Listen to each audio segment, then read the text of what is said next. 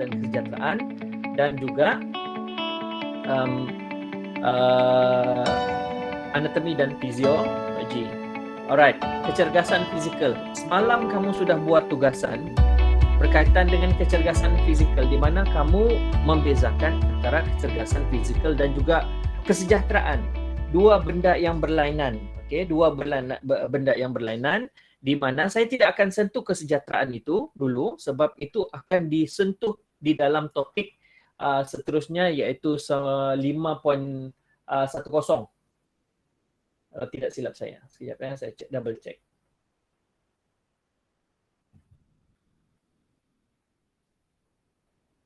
Kesejahteraan.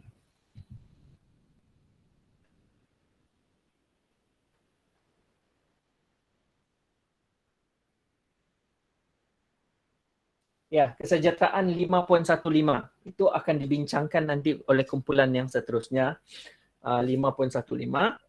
So, kecergasan fizikal seperti yang kamu sudah buat semalam, okay, ini antaranya adalah keupayaan melaksanakan tugasan harian dengan cekap dan cerdas tanpa rasa kepenatan serta mempunyai tenaga berlebihan untuk menjalankan aktiviti rekreasi dan sanggup menghadapi cabaran dalam keadaan kecemasan yang mungkin timbul. Dan satu lagi adalah berdasarkan Clark 1979, manakala Fals pula 1980, kecergasan untuk kesihatan merangkumi aspek berkaitan dengan fungsi fizio dan psikologi, dipercayai memberi ke individu perlindungan daripada ancaman penyakit hipokinetik, kekurangan pergerakan seperti penyakit jantung, kegemukan dan pelbagai penyakit otot dan tulang. Kecergasan prestasi pula merujuk kepada fungsi dan keupayaan individu untuk bertanding dalam aktiviti sukan dengan bertenaga, berdaya kuasa, kekuatan, berdaya tahan, berkemahiran dan sebagainya. Means kecergasan fizikal ini adalah sesuatu yang menunjukkan bahawa kamu ini mempunyai tenaga yang lebih untuk melakukan aktiviti di luar daripada keadaan normal. Normal adalah macam inilah sekarang, menyapu rumah, memasak, belajar, itu adalah kemampuan kecergasan fizikal normal. Tetapi apa yang di luar daripada ekstra daripada yang dimaksudkan kecergasan fizikal ini adalah kamu melakukan aktiviti yang lebih banyak menggunakan tenaga lagi berbanding dengan yang asas itu, untuk tanpa ada rasa penat, ada tenaga berlebihan. Okey, itu yang dipanggil sebagai kecergasan fizikal. Okey, seterusnya adalah, ini adalah komponen kecergasan umum. Apa yang sebenarnya ada dalam konteks kecergasan. Seseorang itu mempunyai kecergasan umum bukan sahaja dari segi fizikal, yang bebas daripada penyakit, yang bebas daripada kegemukan, ataupun dia boleh melakukan apa-apa aktiviti sukan ataupun aktiviti fizikal yang lain, berkebun dan sebagainya. Selain daripada itu, kecergasan juga dilihat daripada mental, okey, dari segi aspek psikologi. Okey, seseorang yang mempunyai kecergasan mental ini, dia boleh berfikir dengan waras, dia boleh membuat keputusan dengan baik, dia juga boleh mereka cipta, dia juga boleh menyelesaikan masalah. So dia mempunyai satu daya tahan terhadap tekanan yang tinggi. Itu adalah kecergasan mental. Manakala kecergasan emosi pula berkaitan dengan psikologi, alright, psikologi, dia adalah seseorang yang boleh menahan tekanan. Dia boleh mengadaptasi pembaharuan, dia boleh mengubah dia punya persepsi daripada negatif kepada positif. Dia lebih bersemangat, dia mempunyai, dia tidak cepat mengalah, dan juga dia tidak ada, orang kata hati tisu, orang kita panggil. Okey, getak sikit, tekan sikit dia sudah menangis ataupun sebagainya. So, orang yang mempunyai ketahanan emosi ini adalah mempunyai tekad yang cekal, mempunyai kesungguhan yang lebih dan sebagainya. Okey. Kecergasan dari yang seterusnya adalah dari segi aspek sosial. Dia mempunyai kemampuan untuk menjalinkan hubungan dengan orang lain. Hubungan komunikasi dua hal, berdasarkan komunikasi dua hala, ataupun dia boleh membuat satu hubungan yang sihat tanpa ada pergaduhan, harmoni. Okey, dia mampu untuk mengadaptasi menyesuaikan diri di dalam di dalam satu kelompok masyarakat walaupun dia baru, tetapi dengan kecergasan sosialnya tu dia boleh membawa diri dia dalam kelompok itu dengan baik. Okey, dari segi kecergasan rohani pula, dia tidak ada masalah untuk mengamalkan amalan-amalan ataupun nilai-nilai murni yang dituntut oleh agama. Okey, dia juga boleh mengaplikasi pengetahuan agama itu ke dalam kerohanian itu, ke dalam kehidupannya seharian. Okey, contohnya dia bebas daripada, dia tidak melakukan perkara-perkara yang dilarang oleh agama, dia juga tidak mengambil arak, dia tidak merokok. Itu adalah merupakan usaha untuk dia mengekalkan kecergasan dirinya berdasarkan rohani, apa yang dia tahu daripada agama itu diaplikasikan ke dalam kehidupan dia untuk memaksimumkan kecergasan pada diri dia. Okey, ini adalah penerangan secara umum berkaitan dengan komponen kecergasan. Okey, komponen kecergasan fizikal kita boleh bahagikan kepada dua. Okey, kepada dua berdasarkan sukatan pelajaran. Yang kita fokuskan adalah dua. Satu adalah kecergasan fizikal berasaskan kesihatan. Kedua adalah kecergasan fizikal berasaskan lakuan motor. Means ada dua kecergasan fizikal ini yang akan disoal dalam peperiksaan. Okey, komponen kecergasan fizikal. So, apa yang ada dalam kecergasan fizikal berasaskan kesihatan ini adalah pertama, daya tahan otot, kekuatan otot. DTO ini adalah singkatan bagi daya tahan otot. Okey. KO adalah singkatan bagi kekuatan otot. DTKV adalah daya tahan kardiovaskular. FL adalah flexibility. Okey. KB adalah komposisi badan. Manakala yang berasaskan lakuan motor pula, pertama adalah kepantasan, ketangkasan, koordinasi, masa reaksi, imbangan dan kuasa. So, berasaskan kesihatan ini ada 5. Ada 5 komponen khas. Okey. Dan lakuan motor pula ada 6. So, kamu kena ingat. Okey, kamu kena ingat komponen kecergasan berasaskan kesihatan ini dan juga lakuan motor ini, bahawa kesihatan ada 5 komponen, lakuan motor ada 6 komponen. Alright. Baiklah, ini adalah satu tambahan kepada diri kamulah. Diri kamu bagaimana hendak mengetahui tahap kecergasan kamu berdasarkan 2 aspek ini. Okey, yang pertama adalah berdasarkan pengiraan kadar nadi rehat. Bila masa kadar nadi rehat ini diambil, okey, ia adalah diambil berdasarkan apabila kamu bangun daripada tidur setiap hari. Pagi-pagi saja kamu bangun daripada tidur dan kamu kirakan berapa kadar nadi kamu selepas kamu bangun tidur. Itu adalah yang the best. Bukannya ambil kadar nadi rehat selepas kamu berjalan, selepas kamu melakukan aktiviti senaman. Itu bukan kadar nadi rehat. Okey, kadar nadi rehat adalah selepas kamu bangun daripada tidur dan kamu kira. Means kalau seseorang itu sangat cergas, sebaik saja dia bangun daripada tidur dan dia kira kadar nadi rehatnya adalah di bawah 50 denyutan seminit. Itu adalah orang yang sangat cergas. Bagaimana orang itu sangat cergas? Means setiap hari dia buat exercise ataupun dia memang aktif lah. Aktif. Okey, status cergas pula adalah antara 50 hingga 70 denyutan seminit. Okey, denyutan seminit. Kamu sudah tahu sebelum ini kumpulan yang telah membentangkan sistem kardiovaskular telah menjelaskan tentang lokasi di mana hendak mengesan kadar nadi, iaitu di bahagian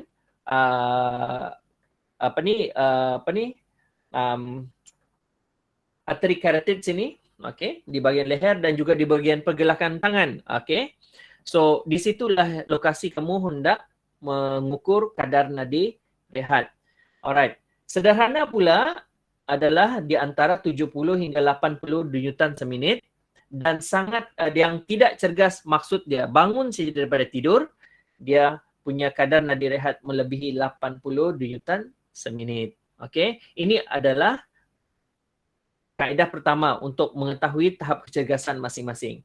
Okey, kadar nadi pulihan. Kadar nadi pulihan adalah jangka masa untuk nadi selepas senaman jatuh ke bawah 100 denyutan seminit. Maksud dia dalam kamu melakukan aktiviti itu, sebagai contoh,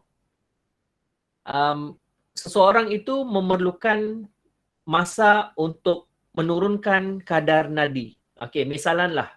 Okey, misalan saya telah melakukan aktiviti jogging, alright, selama 5 minit dan saya hendak memastikan berapa kadar nadi pulihan saya selepas saya jogging itu dalam tempoh 30 saat. Okey, contoh. Saya punya kadar nadi semasa jogging itu 120. Dan dalam tempoh 30 saat selepas saya bersenam itu, saya cek. Okey, saya cek berapa kadar pulihan, penurunan kadar nadi senaman itu cuba untuk kembali kepada yang asal. Okey, kalau sangat baik, dalam tempoh 30 saat dia akan jatuh dah 100 ataupun di bawah 100. Itu sangat baiklah. Ini adalah biasanya kategori atlet lah. Okey. Baik dalam tempoh 60 saat, sederhana dalam tempoh 90 saat dan tidak cergas dalam tempoh 2 minit. Ini adalah cara untuk mengetahui tahap kecergasan berdasarkan satu, kadar nadi rehat. Yang kedua adalah kadar nadi pulihan selepas bersenam. Okey. Ini pula adalah penjelasan berkaitan komponen yang pertama, iaitu kecergasan fizikal berasaskan kesihatan. Yang tadi telah disebut ada 5. Okey, ada 5, iaitu pertama daya tahan kardiovaskular, daya tahan otot, kekuatan otot, komposisi badan dan juga flexibility. Dan semalam kamu telah menyelesaikan dan telah mencari definisi setiap satu. Dan kamu juga telah berjaya menjelaskan tentang apa perbezaan kecergasan dan juga kesejahteraan. Okey, very good lah. Okey, very good. So, itu adalah nota tambahan kamu untuk topik ini. Maksudnya, kamu sudah boleh menjelaskan bahawa setiap komponen itu ada dia punya penjelasan khusus. Okey. Jadi saya ringkaskan di sini, daya tahan kardiovaskular yang diartikan sebagai kemampuan jantung untuk bekerja untuk satu tempoh masa yang panjang tanpa merasa lesu. Okey, ini tidak baru berjogging dalam 3 minit dia sudah kapus. Itu maksud dia punya jantung itu tidak fit. Okey. Dan biasanya kita daya tahan kardiovaskular ini kita kaitkan dengan jenis tenaga yang digunakan. Bagaimana ia boleh ditingkatkan? Okey. Jenis tenaga yang digunakan untuk meningkatkan daya tahan kardiovaskular ini biasanya sistem tenaga aerobik. Okay, means aerobik itu panjang dan lama. Okay, anaerobik, lactic, okay, tiga-tiga ini adalah sistem tenaga yang terlibat dalam meningkatkan daya tahan kardiovaskular. So, apa jenis-jenis senaman, aktiviti yang yang boleh meningkatkan daya tahan kardiovaskular ini adalah antaranya adalah merentas desa, latihan jeda, latihan fartlek, latihan jarak jauh, okay, low slow distance, okay, low slow distance, senam aerobik dan juga HIIT. Okay, HIIT itu adalah high interval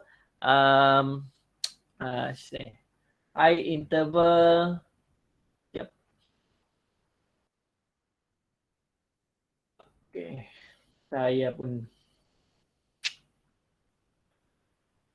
high intensity interval training, HIIT ya. High intensity interval training. Alright. Okay. Kemudian daya tahan otot pula adalah diartikan sebagai kemampuan untuk melakukan pergerakan secara berulang-ulang. Okey, berulang-ulang atau berterusan tanpa rasa penat. Means kamu boleh buat lakuan yang sama itu berulang-ulang. Contoh yang boleh dibuat adalah dia juga adalah merupakan macam mana dia boleh ditingkatkan adalah menggunakan aktiviti yang berasaskan sistem tenaga aerobik, anaerobik lactic dan juga anaerobik lactic. So, antara aktiviti yang boleh meningkatkan daya tahan otot yang mana memerlukan aktiviti yang berulang-ulang ini, contoh tekan tubi, bangkit tubi, okay, squatting, alright, lunges, Okey, itu adalah antara aktiviti yang boleh meningkatkan daya tahan otot. Manakala kekuatan otot pula berbeza dengan daya tahan otot. Kalau daya tahan otot, dia maksudnya adalah pergerakan secara berulang-ulang dan berterusan. Kalau kekuatan otot pula, keupayaan otot untuk menjana tenaga yang besar untuk mengangkat sesuatu beban yang berat. Okey, dan jenis tenaga yang digunakan untuk meningkatkan kekuatan otot ini biasanya adalah senaman ataupun aktiviti yang berasaskan sistem tenaga anaerobik, laktik dan juga anaerobik laktik. So antara aktivitinya adalah grip tangan, okey, bangkit tubi pelbagai tahap, leg press, shoulder press dan sebagainya. Okey, itu adalah untuk kekuatan otot. Kemudian komposisi badan adalah merujuk kepada peratusan lemak dalam tubuh berbanding dengan tisu-tisu badan yang lain. Tisu badan yang lain adalah seperti otot lah. Okey, maksudnya berapa banyak peratus lemak di dalam badan seseorang itu. So, dia tidak ada sebarang jenis tenaga yang digunakan untuk komposisi badan ini, tetapi apa yang boleh membantu untuk menurunkan berat badan analah aktiviti seperti aktiviti yang menggunakan sistem tenaga aerobik, anaerobik, laktik, anaerobik laktik. So itu adalah aktiviti yang boleh menurunkan berat badan. Saya sengaja tidak letak di sini supaya kamu tidak keliru bahawa komposisi badan ini adalah bertujuan untuk mengukur. Berbeza dengan cara untuk menurunkan berat badan. Barulah ada penggunaan sistem tenaga. Tetapi komposisi badan ini lebih kepada pengukuran peratusan lemak dalam tubuh. Okey. Kemudian apa jenis aktiviti yang boleh mengukur peratusan lemak dalam badan ini adalah antaranya adalah BMI ataupun indeks jisim badan ataupun body mass index. Kemudian ukur lilit perut, nisbah pinggang pinggul dan juga ukuran lipatan kulit. Okey, skin fold. Alright. Manakala flexibility pula adalah keupayaan untuk bergerak melebihi julat pergerakan biasa, iaitu kalau pergerakan biasa just flexibility sajalah yang biasa saja. Tetapi kalau yang jauh lagi dia boleh pusing lagi, lebih jauh lagi, pergerakan lebih jauh, jangkauan yang lebih jauh. Alright. Dia tidak ada menggunakan jenis tenaga. So, flexibility ini sama macam komposisi badan, dia lebih kepada mengukur keupayaan sendi. Okey. Di mana antara aktiviti yang boleh mengukur keupayaan sendi ini adalah aktiviti jangkauan meluncur, regangan statik, regangan balistik dan juga PNF. Okey, PNF. Sebelum itu, PNF itu adalah singkatan bagi proprioceptive neuromuscular facilitation. Okey, nanti kamu cari sendirilah. Okey. Seterusnya adalah kecergasan berasaskan lakuan motor. Okey. Seperti yang saya sudah bagi tahu, dia terbahagi kepada 6 jenis. Kalau berasaskan kesihatan ada 5 jenis, ada 5 komponen. Kalau berasaskan lakuan motor, dia ada 6 komponen. Pertama adalah kepantasan, iaitu kemampuan untuk bergerak dalam masa yang singkat daripada titik A ke titik B dalam masa yang singkat. Contoh, Usain Bolt. Okey, dia boleh dapat buat dalam 8 di bawah 9 saat. Okey. Di mana aktiviti yang diperlukan, jenis tenaga yang digunakan untuk kepantasan ini adalah antaranya adalah sistem tenaga anaerobik laktik dan juga anaerobik laktik. So jenis senaman yang boleh meningkatkan kepantasan adalah latihan pecutan, 10 meter, 20 meter, 40 meter, 50 meter, 100 meter. Semua itu adalah jenis latihan pecutan. Latihan jeda, latihan ulang alik. Okay? Berapa pantas dia boleh ulang alik daripada titik A ke titik B, itu adalah kepantasan. Manakala ketangkasan adalah kemampuan untuk menukar arah pergerakan. Berbeza dengan kepantasan. Pantas adalah bergerak dalam tempoh masa yang singkat. Ketangkasan adalah mengubah arah pergerakan. Okey, mengubah arah pergerakan. So itu adalah membezakan antara kepantasan dan juga ketangkasan. Satu bergerak dengan pantas dalam masa yang singkat daripada titik A ke titik B, ketangkasan pula menukar arah. Okey, sistem tenaga yang digunakan untuk meningkatkan ketangkasan ini adalah sistem tenaga yang aktiviti yang menggunakan sistem tenaga anaerobic lactic dan juga anaerobic lactic. So antara jenis senaman yang boleh meningkatkan ketangkasan adalah latihan litar, latihan kalistenik dan banyak lagi sebenarnya. Ini adalah antaranya. Okey, koordinasi pula keupayaan untuk menggunakan deria. Deria kita ini ada 5. Okey. Six sense itu adalah satu adalah yang lain lah, tetapi pada umumnya deria kita ini ada 5.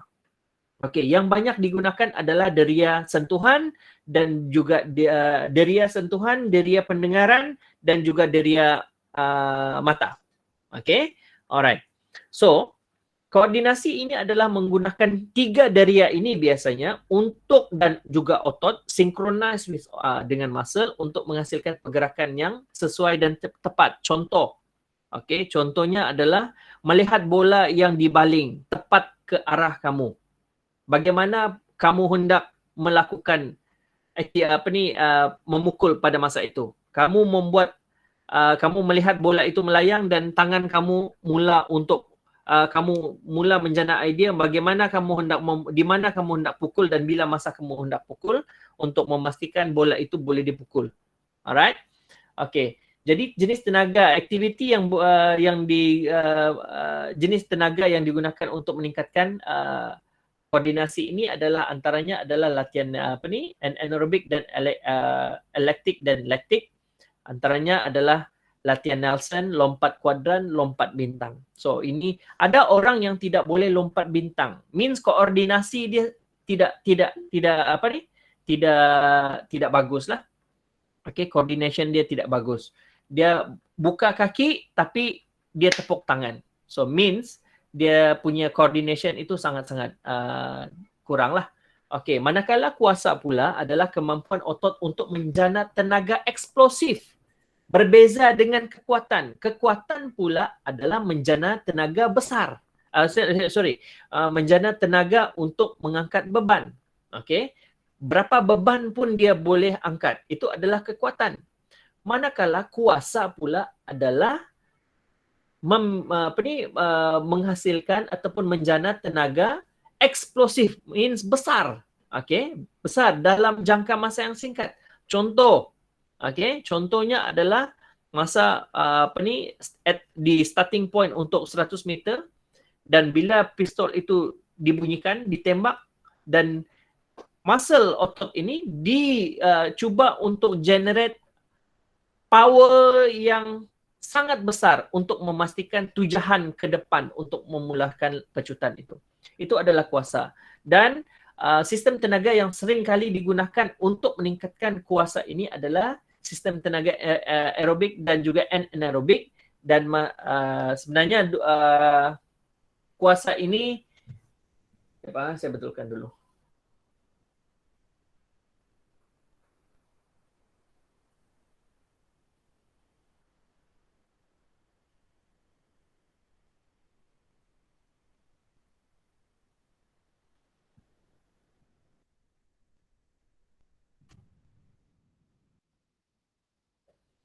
Okey, ketiga-tiga sistem tenaga ini adalah sangat-sangat penting.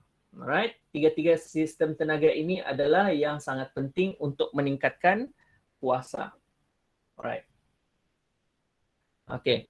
Kemudian antaranya adalah latihan yang boleh digunakan adalah latihan bebanan, latihan plyometric, latihan melontar bola segar. Okey, bola segar. Alright, medicine ball. Okey, yang seterusnya adalah imbangan. Keupayaan untuk mengawal posture secara equilibrium sama ada statik ataupun dinamik, di mana kemahiran ini ataupun keupayaan ini boleh dibina dengan adanya penggunaan sistem tenaga anaerobik. Okey, anaerobik. Apa? Kita tambah dulu.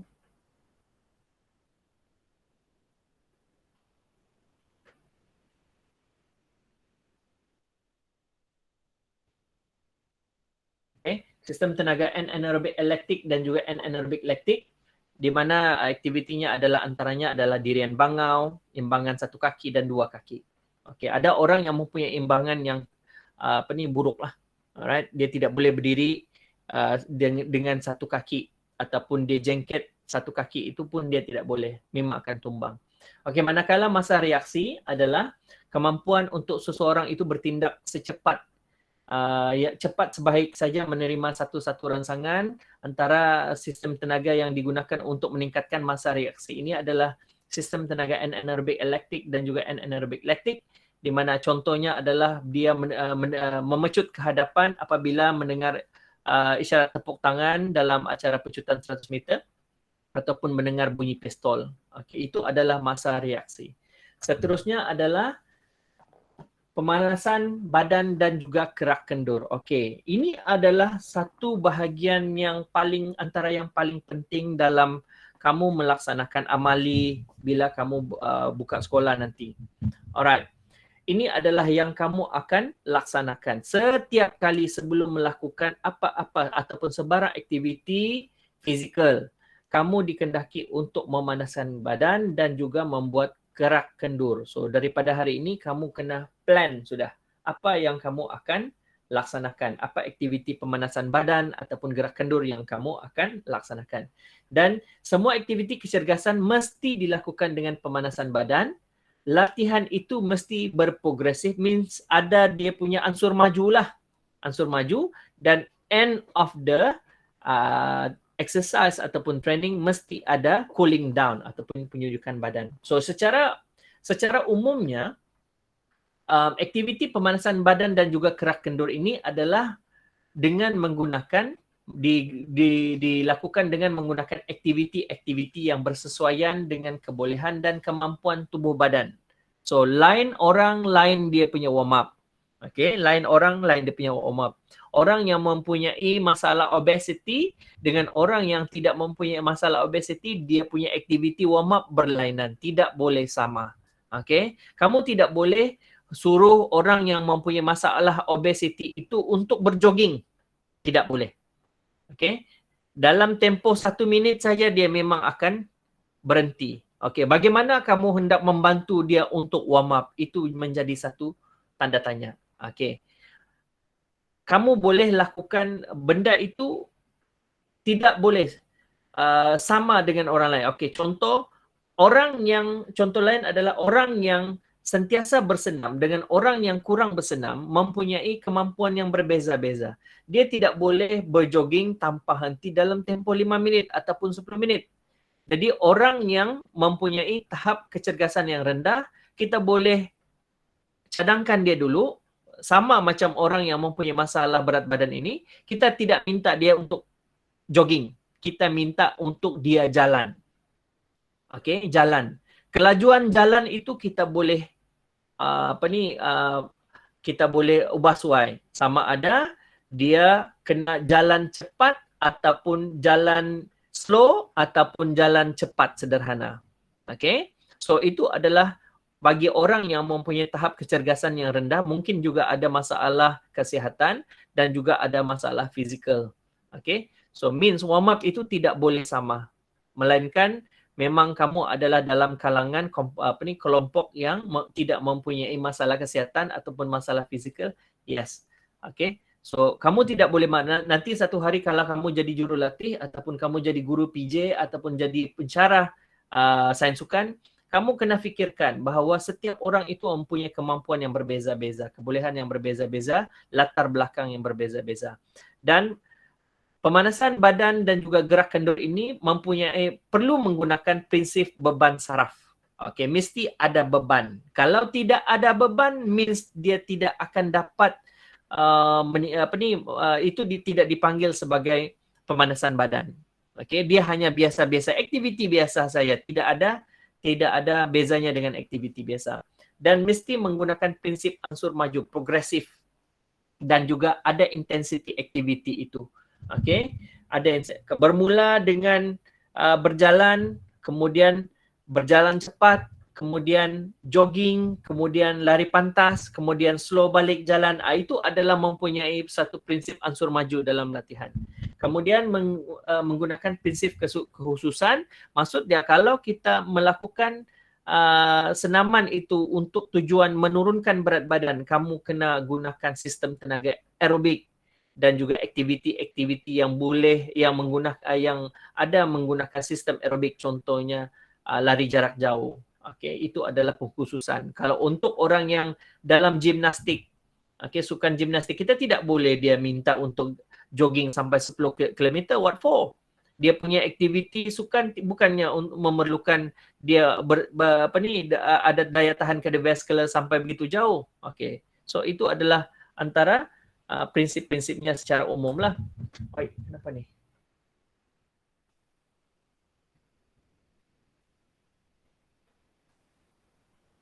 Saya ubah dulu.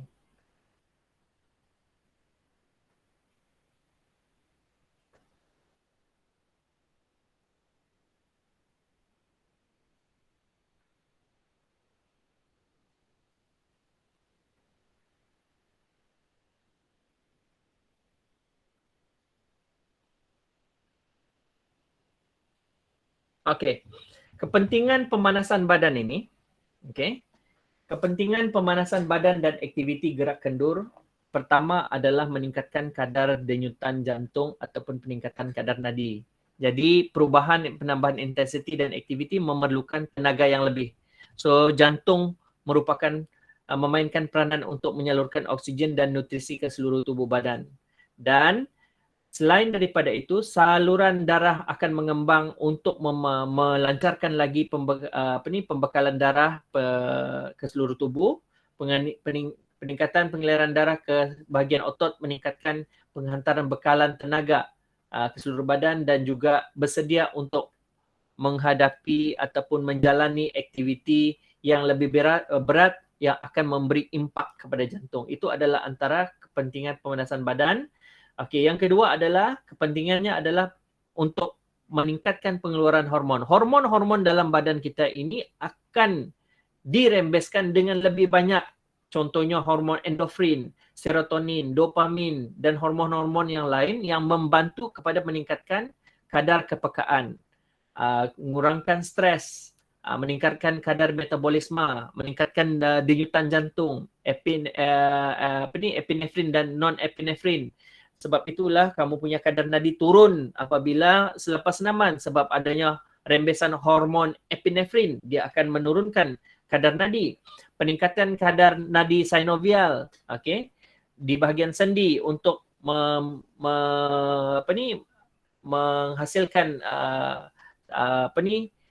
lipid untuk mengurangkan geseran serta melancarkan pergerakan. Itu adalah hormon. Seterusnya adalah mengurangkan kadar risiko kecederaan, di mana peningkatan suhu otot akan menambahkan keanjalan otot. Means keanjalan otot itu membuatkan otot itu lebih efisien untuk melakukan pergerakan. Kadar oksigen dan hormon di bahagian otot yang banyak membantu pergerakan dan mengurangkan risiko kekejangan. Selain daripada itu, rembesan hormon juga meningkatkan kawalan motor dengan pergerakan otot. Okey. Dan keempat adalah merangsang sistem saraf pusat, central nervous system, dengan merangsang transmisi dan penyaluran neuron, maklumat antara otak dan sel otot untuk meningkatkan kadar oksigen di bahagian otak, merangsang sel-sel otak berhubung dengan lebih baik. Means kamu akan lebih bertenaga lah.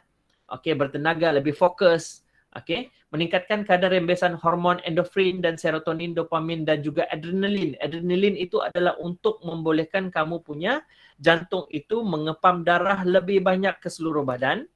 Okey, merangsang pemikiran yang lebih peka kepada aktiviti, meningkatkan sistem kawalan motor otot dan meningkatkan kawalan koordinasi dalam menjalankan aktiviti fizikal. Ini adalah antara kepentingan pemanasan badan dan aktiviti gerak kendur stretching secara detail.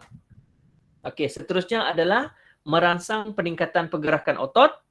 Otot lebih efisien dan teratur, kurangkan risiko kekejangan otot, okey, dan juga meningkatkan bekalan oksigen di mana proses penceraian antara hemoglobin yang mengikat oksigen itu berlaku dengan lebih baik.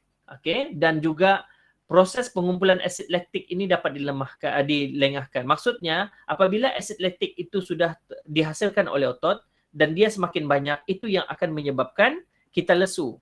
Means apabila kamu melakukan pemanasan badan, aktiviti gerak kendur ini, pengumpulan asid laktik itu boleh dikurangkan ataupun dilengahkan. Maksudnya kamu boleh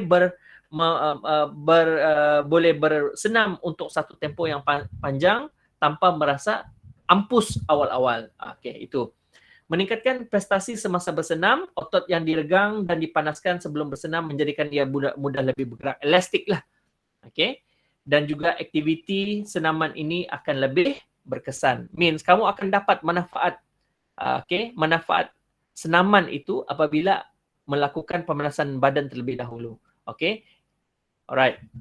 Antara prosedur ringkas untuk memanaskan badan, fokus kepada pemanasan badan dan gerak kendur. Satu adalah setiap orang yang melakukan aktiviti senaman ataupun fizikal perlu memakai pakaian sukan ataupun pakaian yang sesuai lah, berkasut, bukannya berselipar, berkaki ayam. So itu adalah kriteria yang boleh menyebabkan berlakunya kecederaan. Kedua adalah seseorang itu perlu dalam keadaan yang sihat dan tidak ada mempunyai masalah kesihatan. Alright? Ini kena ingat.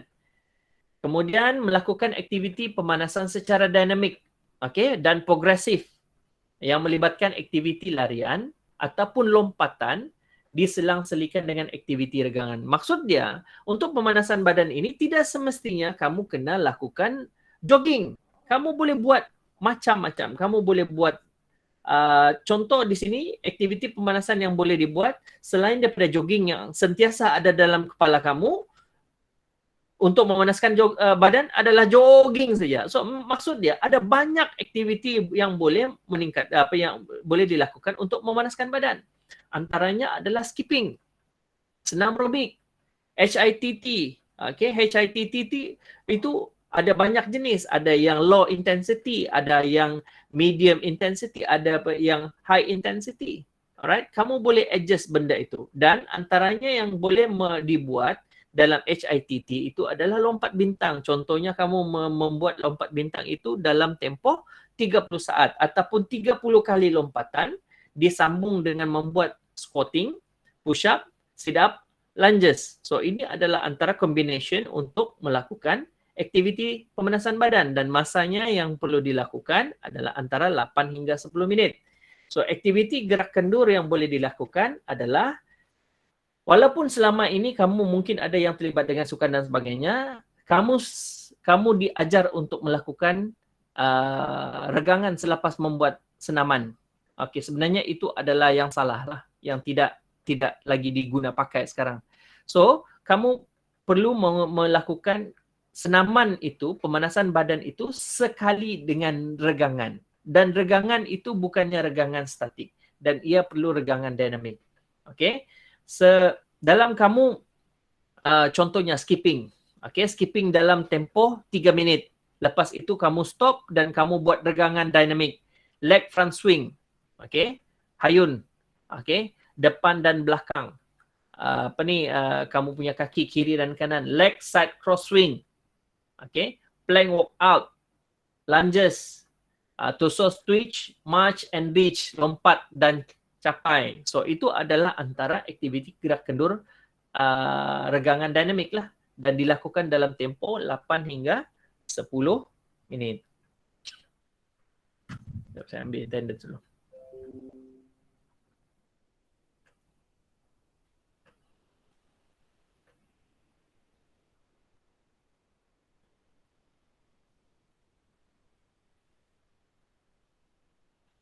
Okey.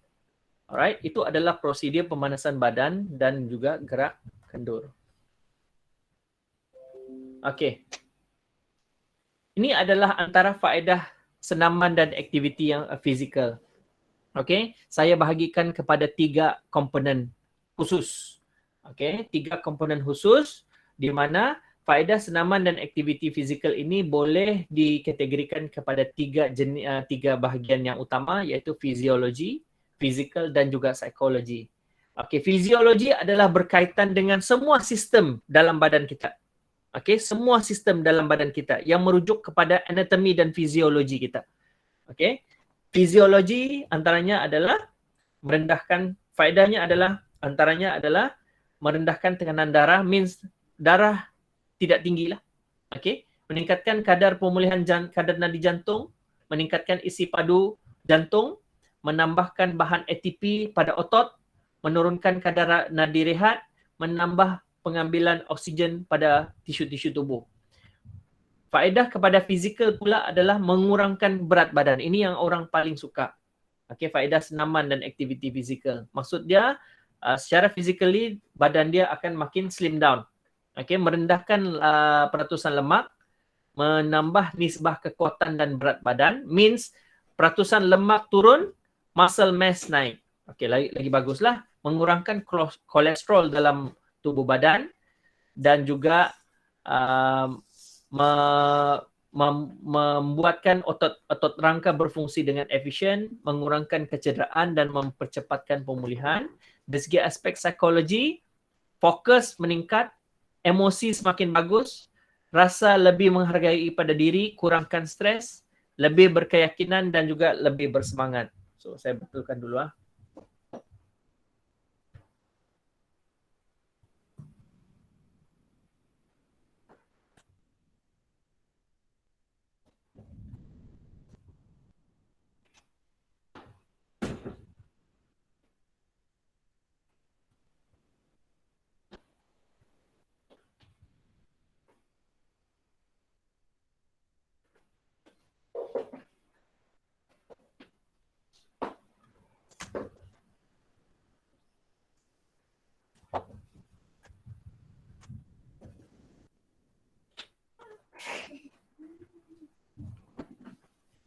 Okey, ini antara yang faedah yang pertama. Yang seterusnya adalah dari segi aspek psikologi, fiziologi. Okey, meningkatkan pengambilan oksigen, mengurangkan risiko penyakit jantung, meningkatkan kapasiti paru-paru, meningkatkan keupayaan otot jantung untuk bekerja dan juga mengurangkan asid laktik dalam darah sewaktu bersenamlah. Okey, antara fizikal pula, faedah fizikal pula mengurangkan kecederaan dan mempercepatkan pemulihan. Ini sudah disebut tadi. Okey. Ini sudah disebut tadi. Alright. Kemudian memperkuatkan ketahanan dan juga ketahanan daripada serangan penyakit, memperbaiki efisiensi kerja, memperbaiki serta meningkatkan kesihatan diri, meningkatkan koordinasi. Psikologi pula dapat menetapkan matlamat, lebih positif, kepercayaan diri semakin baik, meningkatkan ketenangan dan juga meningkatkan kualiti tidur. Okey, itu adalah antara yang faedah senaman dan juga aktiviti fizikal.